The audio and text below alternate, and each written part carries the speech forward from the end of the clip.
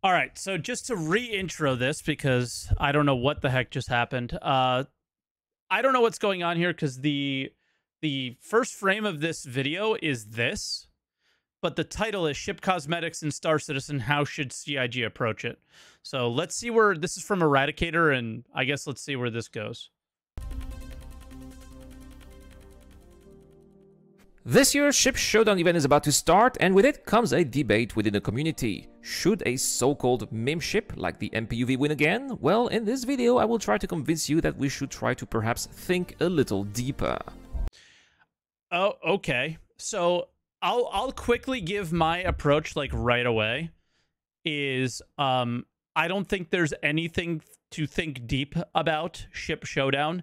I think we know exactly what Ship Showdown is. Ship Showdown is a marketing thing where CIG expects the members of the community to choose the coolest ships. The coolest ships tend to be the largest ships most of the time. So things like the Carrack 890 Jump, things like that. And then guess what happens? They then sell that ship at Ship Showdown.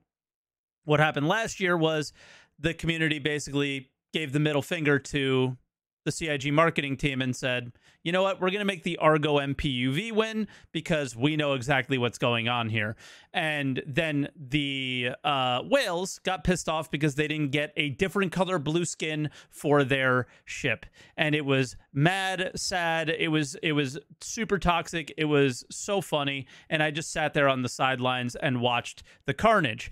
I will be doing the same thing this time. So my approach is this thing is stupid and it is definitely just a marketing thing. And it would be really cool if people just looked at it as a fun thing where the community can get behind whatever the hell they want to. And you don't have to fight over what you're getting behind, because if it's what it was last year, it should just be a fun thing for the community and not a marketing thing.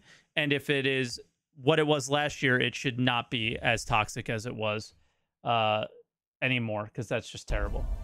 It shouldn't be like last year with the toxicity.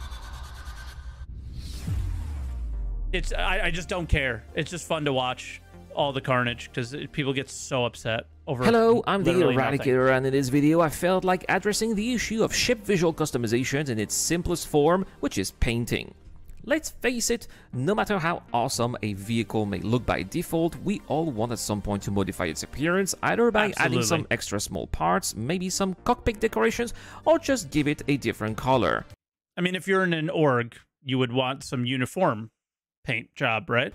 In fact, in the gaming industry as a whole, visual or cosmetic customization is so popular that it has become a significant part of the revenue some games have brought to their studios, Elite Dangerous, for example, or StarCraft 2.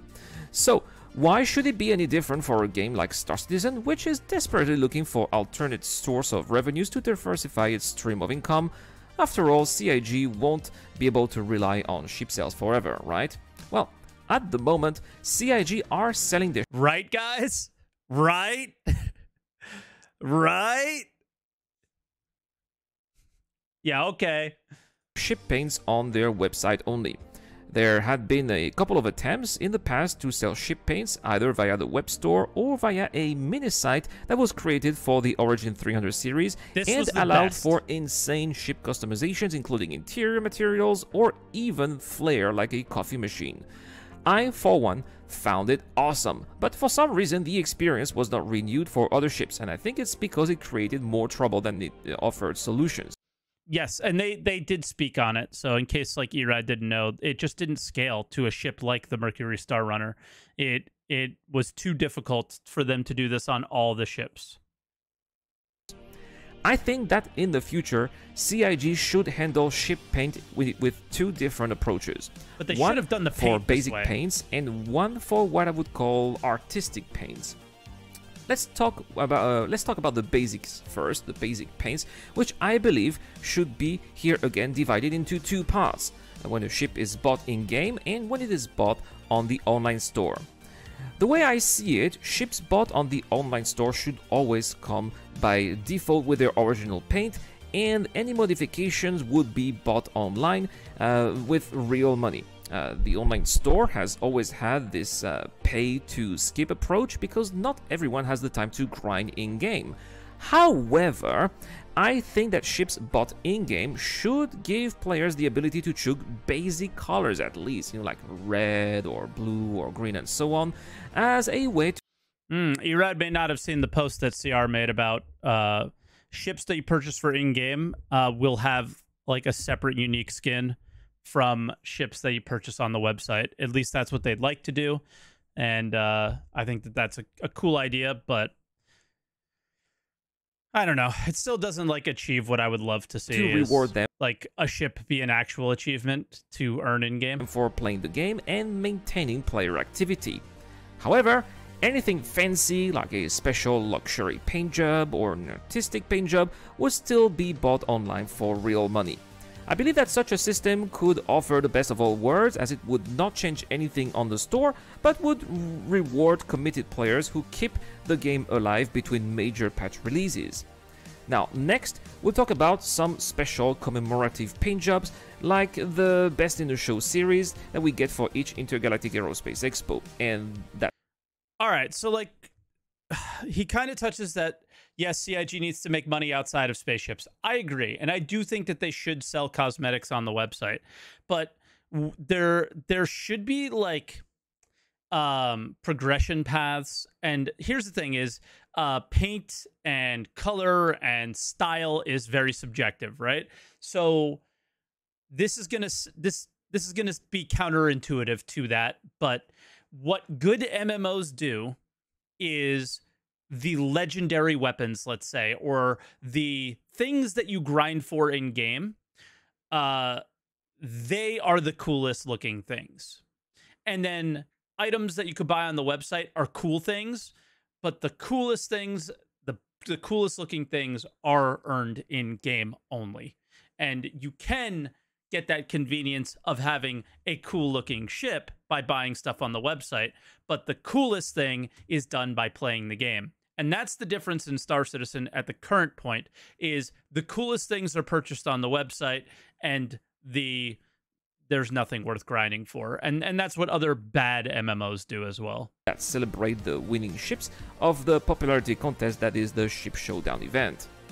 First, I would like to address the idea of the meme ship, because I think that voting for a ship that's useless in the person's universe goes quite beyond the idea of just having fun putting the spotlight on the said ship. On a personal note, I too voted for the MPUV, and I was not giggling when I did so. The state of mind I had when I did so, and after talking to a lot of people who did the same, I think that I can conclude that I'm not the only one feeling that way. And the idea was to send Cloud Imperial Games a message, which is the following: guys, we have had this little ship, which is basically a flying PTV, and there is no associated gameplay coming with it. And can you please give it some love at least, or give players a reason to use it with some actual associated gameplay? That was why would there was a little bit of hope, I think, that we had during last year's CitizenCon when we saw a glimpse of NPC taxi. You think that? Oh, never mind. I misunderstood him. So he voted for the MPUV because he wanted it to be better. He wanted them to notice that, like, the problem is the MPUV, and it would be really cool if you added some value to it and made it useful. I understand. And you know what? From what we saw in ISC this past week, that may have happened. Missions, and since the MPUV, I think, would be ideal for example, pad-to-pad missions or station-to-private property missions, which, for example, those private property missions do not have quantum markers. But alas, NPC taxi missions have disappeared from the radar and won't be seen again until perhaps the next CitizenCon. So we're still stuck with no practical use for the MPUV. That being said, I don't think that this ship is a meme. In fact, I see a lot of potential for the ship in the future, and I hope that it will become as obnoxious as the lore says it is. By then, I'm sure we'll see a lot of best in series 2951 paint jobs in many places around the verse. They'll just be blue. Shows, actually. Anyway, now that leaves us with the following question: should we vote again for an underutilized or underappreciated ship? I'd say absolutely yes. And for example, I don't say that with a giggle, but actually I say that to appreciate the work and effort made to create the ship, and with the hope that it will eventually get the practical use it deserves. That's why I hope that this year we'll see ships like the Gladiator or the Herald win, because they too need some love. And yes, for the record, I do fly a Gladiator from time to time, and I appreciate it during Genothreats events. So if we can get to vote for it, I would definitely put a sincere ballot in its favor. So, there we have it, guys. My take on ship paints, but please let me know in the comment section down below, guys. How would you envision cosmetics sold by CIG? If you answer the question and subscribe to the channel, you can get to win a Centurion with LTI. Also, feel free to join our Discord channel over there. We have 2 more Centurions to give away there, and you can do so by joining our video sharing contest or becoming a Patreon or YouTube Yeah, I don't know member. how the PTV guys, gets improved by voting so for much it. for watching. Have a wonderful day. Big shout out. I do think that the Argo got improved. There was a little tractor beam at the top of it. It could be a mining Argo ship. It could be a tractor beam. It could be all sorts of things. But yeah, in general, I think the best way to do cosmetics is to have things to earn in game that are really, really cool. But then you can also have some customizability that players can do outside the game for money. So the thing about like pay for convenience and pay to win or whatever things you want to discuss, how you avoid the negative conversation is that the things that are on the website are one thing and they're not the best thing possible, and the things that are in the game look really cool and are the best thing possible. So you get your convenience of making yourself look cool, but if you want the best thing possible, I'm sorry, but it is a video game, and usually video games are meant to be played. And if you don't have the time to get that thing, maybe you could buy it from somebody in game that did. But that's just how I look at cosmetics and look at anything in the game. The things that people strive for in the game should stay in the game, and the convenience items should be on the website, and convenience shouldn't be conveniently bypassing playing the game. It just should not be a thing. And that's how I feel about that. And then in general, the whole ship showdown stuff is it just shows the kind of community that we have here. And I don't think it's the healthiest one. And I hope people start noticing and reading the types of posts that they're writing. And I also do think like content creators trying to use their communities to get behind trolling the polls is also maybe a little bit cringe, but I'll just sit on the sidelines and laugh at all the people just PvPing each other on for ship skins on a ship showdown. Have fun with that one, guys. I'm staying out of this one.